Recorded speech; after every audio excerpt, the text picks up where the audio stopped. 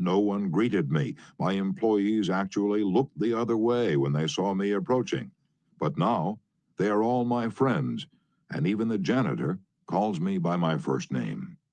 This employer gained more profit, more leisure, and what is infinitely more important, he found far more happiness in his business and in his home.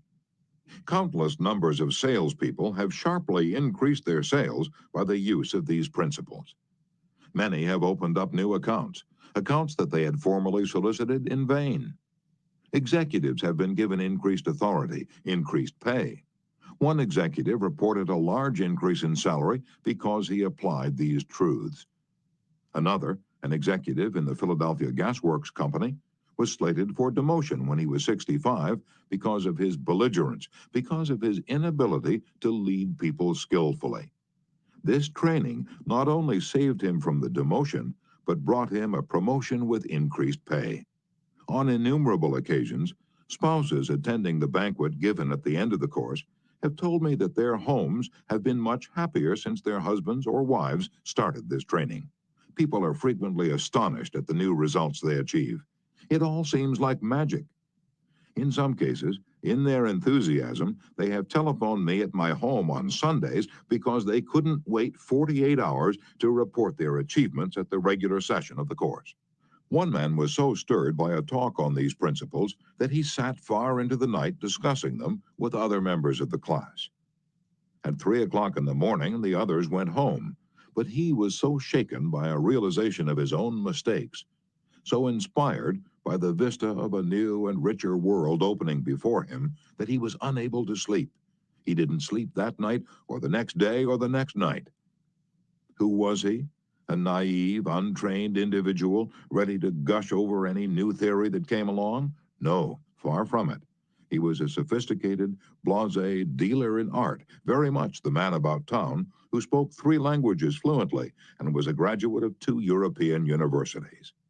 While writing this chapter, I received a letter from a German of the old school, an aristocrat whose forebears had served for generations as professional army officers under the Hohenzollerns.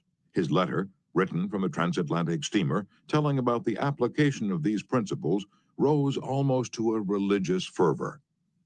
Another man, an old New Yorker, a Harvard graduate, a wealthy man, the owner of a large carpet factory, declared he had learned more in 14 weeks through this system of training about the fine art of influencing people than he had learned about the same subject during his 4 years in college. Absurd? Laughable? Fantastic? Of course, you are privileged to dismiss this statement with whatever adjective you wish. I am merely reporting, without comment, a declaration made by a conservative and eminently successful Harvard graduate in a public address to approximately 600 people at the Yale Club in New York on the evening of Thursday, February 23, 1933. Compared to what we ought to be, said the famous professor William James of Harvard, compared to what we ought to be, we are only half awake. We are making use of only a small part of our physical and mental resources. Stating the thing broadly, the human individual thus lives far within his limits.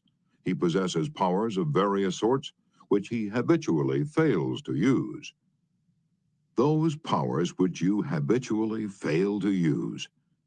The sole purpose of this book is to help you discover, develop, and profit by those dormant and unused assets. Education, said Dr. John G. Hibben, former president of Princeton University, is the ability to meet life's situations.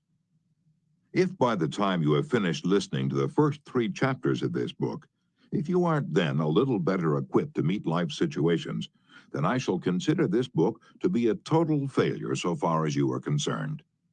For the great aim of education, said Herbert Spencer, is not knowledge, but action. And this is an action book. How to Win Friends and Influence People by Dale Carnegie. Part 1. Fundamental Techniques in Handling People. Chapter 1. If you want to gather honey, don't kick over the beehive. On May 7, 1931, the most sensational manhunt New York City had ever known had come to its climax.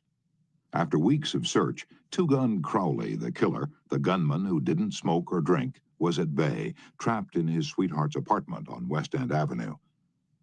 150 policemen and detectives laid siege to his top-floor hideaway. They chopped holes in the roof. They tried to smoke out Crowley, the cop killer, with tear gas. Then they mounted their machine guns on surrounding buildings, and for more than an hour, one of New York's fine residential areas reverberated with the crack of pistol fire and the rat-tat-tat of machine guns. Crowley, crouching behind an overstuffed chair, fired incessantly at the police. 10,000 excited people watched the battle. Nothing like it had ever been seen before on the sidewalks of New York. When Crowley was captured, Police Commissioner E.P. Mulrooney declared that the two-gun desperado was one of the most dangerous criminals ever encountered in the history of New York. "He will kill," said the commissioner, "at the drop of a feather." But how did Two-Gun Crowley regard himself? We know because while the police were firing into his apartment, he wrote a letter addressed "To whom it may concern." And as he wrote, the blood flowing from his wounds left a crimson trail on the paper. In this letter, Crowley said, "Under my coat is a weary heart, but a kind one that would do nobody any harm." A short time before this, Crowley had been having a necking party with his girlfriend on a country road out on Long Island. Suddenly, a policeman walked up to the car and said, "Let me see your license." Without saying a word, Crowley drew his gun and cut the policeman down with a shower of lead. As the dying officer fell, Crowley leaped out of the car, grabbed the officer's revolver, and fired another bullet into the prostrate body. And that was the killer who said, "Under my coat is a weary heart, but a kind one that would do nobody any harm." Crowley was sentenced to the electric chair.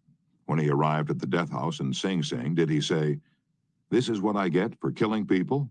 No, he said, "This is what I get for defending myself." The point of the story is this: Two-Gun Crowley didn't blame himself for anything. Is that an unusual attitude among criminals? If you think so, listen to this. "I have spent the best years of my life giving people the lighter pleasures, helping them have a good time, and all I get is abuse, the existence of a hunted man." That's Al Capone speaking. Yes, America's most notorious public enemy, the most sinister gang leader who ever shot up Chicago. Capone didn't condemn himself. He actually regarded himself as a public benefactor, an unappreciated and misunderstood public benefactor. And so did Dutch Schultz before he crumpled up under gangster bullets in Newark. Dutch Schultz, one of New York's most notorious rats, said in a newspaper interview that he was a public benefactor, and he believed it.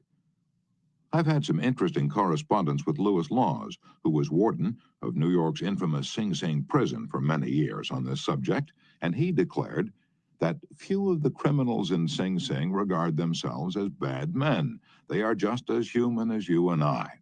So they rationalize, they explain. They can tell you why they had to crack a safe or be quick on the trigger finger. Most of them attempt by a form of reasoning, fallacious or logical, to justify their antisocial acts even to themselves, consequently stoutly maintaining that they should never have been imprisoned at all.